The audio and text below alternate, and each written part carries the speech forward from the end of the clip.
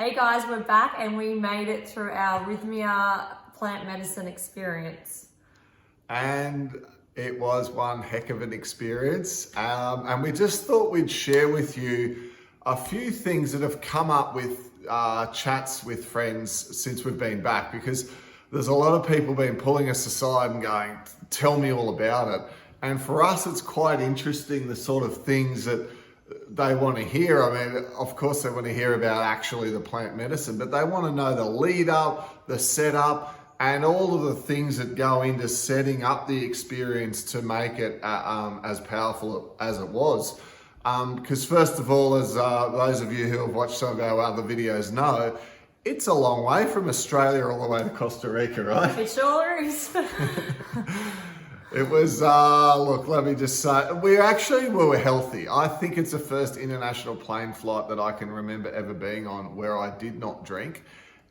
We just watched the movies, we did a bit of writing away in our journal, a bit of listening to some positive information, and we felt pretty good, hey, when we landed. Yeah, we felt good when we landed. We then caught the plane from LA to Liberia, and then we got to Rhythmia at like 11 o'clock at night, which was late, but they were there waiting for us. And Daniel, our friend from Rhythmia, he had a plate full of salad for us because we were hungry, and he thought of us. So we had that and we checked in, and then we went to our room. Yeah, it's funny actually. The first guy we met, you remember Johnny? Yeah. The first guy we met at 11 o'clock at night who just was in passing and we said hello, and he was a Californian. We get speaking to, we had over 60 people at the weekend we were there. He was one of our close friends by the end, but so random we bumped into him within 5 minutes of being there. So I guess they welcome you got to fill out some forms, and you get organized into your structure of how the days work. And up on the board, there's a massive week planner, which runs you through a timetable. And look, we took a photo of that for our phone. Yeah, we had it on our phone, so we both knew where we had to be at what time. And we got there Sunday night, so we'd actually missed the breathwork class on the Sunday night, and we were getting straight into the plant integration classes on the Monday, because on the Monday night we started the first ceremony. Yeah. So there we go. We rock up. We had planned to wear white the whole time. And that would be one big takeaway. Take a pair of comfy white clothing for every night of every ceremony. So you need 4 sets of white clothing sets, because by the end of the night, the clothing starts to smell. You might have sweated, and then all the smoke from the blessings might have gone through your clothing, and you don't have time to wash it. So that would be my tip. Yeah, well, that's right. Just from the basic and loose fitting stuff. Comfy. Sometimes you're hot, sometimes you're cold. It's not, you might smell like smoke. Without question, you smell like smoke. I'm like, hey, I might just wear that one again. There was no chance. It was like, no way.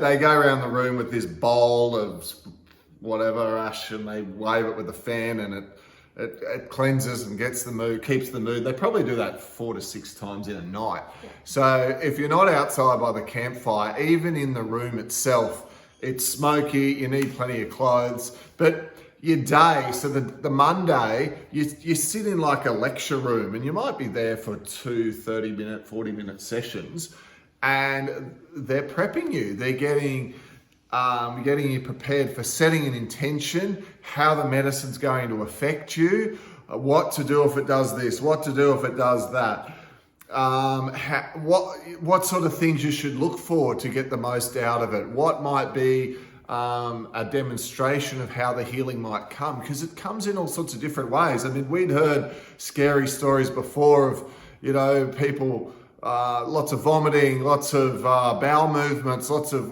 course, crying and flopping around and flipping out and etc. And look, thank goodness I went through the whole 4 nights and I didn't vomit once. There were plenty of people in the room that did plenty. So these are called purges, if you don't know as well. So that could be a yawn, that could be someone laughing, that could be someone spewing or going to the bathroom, someone could be dancing, that could be a form of a purge. So there's all this stuff going on in the room after you take the medicine, and they're all forms of people healing, and they're purging out all their damaged emotion, right? Yeah. So we went through the morning of them prepping us for all of this, and you go to lunch, and for us, this is our first real experience of sitting down with some of the people who are going to be here, because we just went together, and at the time, we thought we were going to be the only Aussies there, but we actually found some others there as well. But we sat down and started having lunch, and it's a different situation. No one really asks, so what do you do? They ask, so how do you come to be here? It's that sort of conversation. And even though it was day one and you're still kind of getting used to it, you could see already that this wasn't just your average type of people. Like the sort of person who puts the time, energy, and effort into getting themselves there to the Rhythmia Life Advancement Centre is the sort of person who's probably done a lot of personal development stuff. They've done research, they've worked on themselves, and they realise that this is going to be the next big step in them being able to work towards what I think most people's goal was, which was to be the best version of themselves. Which was what our goal was as well. So anyway, night one comes, we get in our white, we take a little selfie in the room, and then we march on out. And of course, you don't have your phone at the ceremonies, you leave it behind in the room, which is good. They give you a little Rhythmia bag where you can put your drink bottle, you take your notepad, and if you have a little torch, have that too, because you might find things that come to you on the medicine, you might want to write them down. And because the lights in the hall are all dim, which is really beautiful and calming. So you rock up, you have your little chip, and you line up and you walk into the hall for the first night. And inside the hall, all the staff have set up beautiful mattresses with a comfy blanket, a pillow, a purge bucket at the end of the bed, and you pick your bed. Now, I thought Pete and I would want to be next to each other, but we got told, and it was recommended that if you came with somebody, you don't go near them, because they mightn't have the most experience that they came to have, or they might be nervous to show, crying in front of a partner or purging how would you say that? I would say that because you care for the other person, you use that as a distraction. It's like, I've got to be there for her when it stops me sorting out my shit, right? So I think the point is you go that side of the room, and you each have your own journey. And in hindsight, I see why they did it. But at the time, I was like, I thought we were kind of going to be together. But look, it all worked out for the best, because by the end of night one, we both had vastly different experiences. And we picked two separate beds, and then of course you got to get to know your neighbour. We had 60 people in the room, so it was a bit of a lighter week when we went in November last year, and now it's January 2020. So it was only a couple of months ago that we did go, but the week was Thanksgiving week in America, so it was a little bit quieter than normal. So we had a little bit more room, but it was still pretty packed in the hall. So what happens is we walk into the hall, we find a bed, and then we start talking, and then they introduce rapé, which is a relaxant herb that you ingest, and you go back to your bed, they dim the lights, and they start some music. And then the head shaman will call everyone to the front, and everyone will sit on the floor on the mats, and she or he will open the ceremony with a beautiful speech. The staff are so amazing there. The shamans have so much good love and love to give. How would you describe that? They do this all the time, so they're professional at what they do. They carry themselves with a presence that you can't help but feel at peace and safe to go through this healing journey. And it's because they do so many of these ceremonies regularly that they are confident in their ability to be able to guide you through that process. Yeah, I definitely felt the nerves had dropped after that opening ceremony of the shaman speaking. That was, went back to the bed, then you get sent back to your bed, and they do a blessing on the medicine, and then they call for the first glass of medicine. So everyone comes back up to the front, but lines up. And the hall from that point on is a noble silence, so no one is to talk to anybody. So the glass that I broke the rule. Yeah, Is that what you were going to say? He broke the rules. He came over to me halfway through the night. He got in trouble. Get up there. But it's all good. It's meant to be, because you just don't know what someone else is going through on the inside. They might be laughing or yawning and having but they might be going through something quite traumatic, or who knows. So the noble silence is set for a good reason. So the glass is like a shot glass of medicine, and because a lot of people ask me this, so I want to make it clear. You line up, you step, you get a blessing from the shaman, and then you take a glass, and it's like a shot glass. And it's thick, but it's not that thick, and it's not that uncomfortable. If you've been doing a colon cleanse or taking herbs prior, leading up to this, you probably have.